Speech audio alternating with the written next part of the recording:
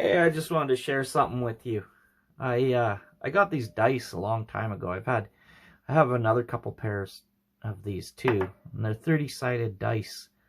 I got them as sort of a novelty. I thought they were really cool. Not these ones. These ones are newer, but my older ones I got sort of as a novelty. I didn't have anything to do with them. But they're fun. You generate a number, roll to 20, 3, a number from 1 to 30. And basically like a 20-sided die, but this does 1 to 30. And I never had anything really to do with it, but it's just fun, right? Big pile of dice. Who doesn't love a big pile of dice? And I have a big pile of dice, a very big pile of dice. So I got them. What the heck? But then I ran into this thing here, this product. And this is cool. It's for old school, but it would work for new school too. I've got it on binder clips here. I always put my printed out books on binder clips. I find it really easy. But I'm going to unclip it because it's a little easier to go through it. So I like to print out some books on kind of nicer paper, kind of give it a clothy feel. It makes the PDFs, if you print them out, makes them feel really nice. So anyway, this is the D30 Sandbox Companion by New Big Dragon. And I love this thing. I've used this quite a bit. It is just random tables, but it also has a really nice system for creating a sandbox world. And a sandbox world is where basically you travel around exploring. Well, there's different ways you can do it. Either the world's already generated and you kind of know what's in every hex, or the DM creates the sandbox or creates the world as the party explores. Either one. I mean, they're both really fun. They're a little bit odd in that the worlds tend not to make a whole lot of sense sometimes, unless you've got a very careful DM that can kind of make it make sense. But I've been in some that didn't make any sense at all. But they're still fun as hell, so what the heck. Alright, so I'll just go through this quick and give you guys a look. So I've got some rules on using the book. And then this is something I find really neat. Is this in? Can you see this? Right? Alright. So this is something I find really neat. It's got kind of a, you can print this. I mean, obviously, if you buy the PDF, then you can print this out as much as you want. It's got little symbols that you can use. I mean, if you're an old school gamer, then you're familiar with these. And then you can fill them in, the hexes. You can fill, sort of randomly fill in. And it gives you the tables to figure this out. And they're in the rest of the book, right? Are the tables. Settlement worksheet. So this gives you sort of a little grid that you can put a town on or whatever, and then it has random tables to help you create the town, what's going on in the town, that kind of thing. I really like the NPC sheet here too that it gives you. Very nice, because you have 4 characters right on the sheet. As you can see, it's very much made for D&D, very much old school. I love old school. So this is kind of fun. Adventure generator table. If you want to make a adventure, let's say you roll on it. I rolled a 2, so there's an ambush. That's for the trigger. Then I go over to the major goal. Something to do with an ambush and other heroes. Oh, so ambush and other heroes. Okay, I already have an idea for an adventure there. Obstacle to the goal. 3. Man, I'm rolling really low. Acquire key parts. Okay, I'm not sure. But anyway, just off of those, there's an ambush, and it's other heroes. So what I'm thinking is that some heroes, so your heroes have been set up to go on a quest or go rescue somebody or go do something, but in reality, there's another party that's jealous of them or wants something from them, and they set up an ambush on the road. So the adventure that they're going on is actually a fake. How about that? See, I like that idea. More generator tables. Weather.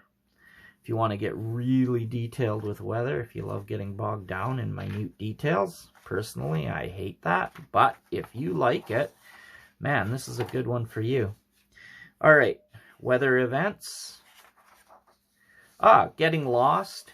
If you happen to if your party gets off course or whatever.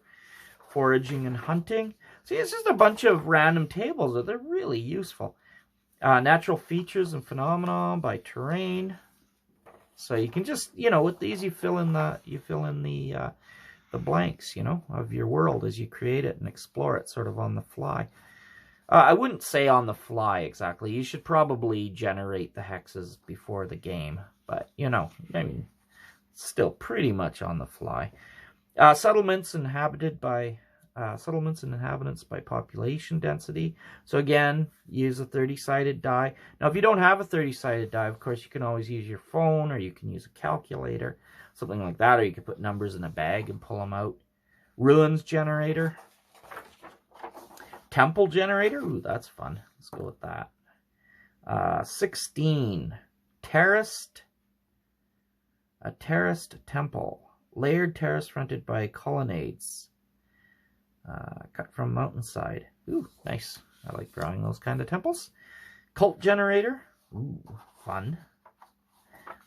Alright, for generating random cults. Magical places generator.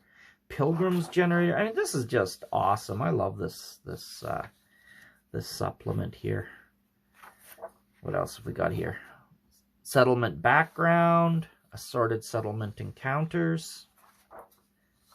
City guards, watch, and border patrols. Neat. Oh, okay, so this is... It gives a lot of detail in here. You have to really read each one. Methods of torture and execution. All right. A hero has to be executed. They failed to impress the magistrate.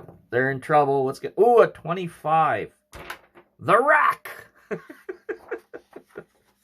How awesome is that, right? Settlement suppliers by size of settlement. That's kind of neat. See, just all kinds of stuff.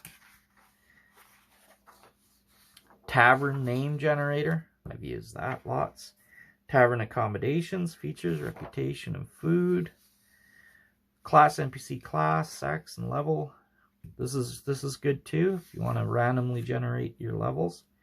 I absolutely love this. It's so handy because what you have is you have your different classes, and then you've got their ability scores classed by letter, and then you go down here with the letter and you look at the class. You roll your 30-sided die. Let's say they're a B, above average. I rolled a 7, which means they've got a 13. I love this because it makes making a NPC so much easier. Quick inventory, quick magic item determination, NPC occupations. Aha! Let's pick out an occupation. All right. Okay, now that uses a 10-sided die. Uh-oh. What happened there? Interesting. All right. Let's give an occupation to an NPC. 21.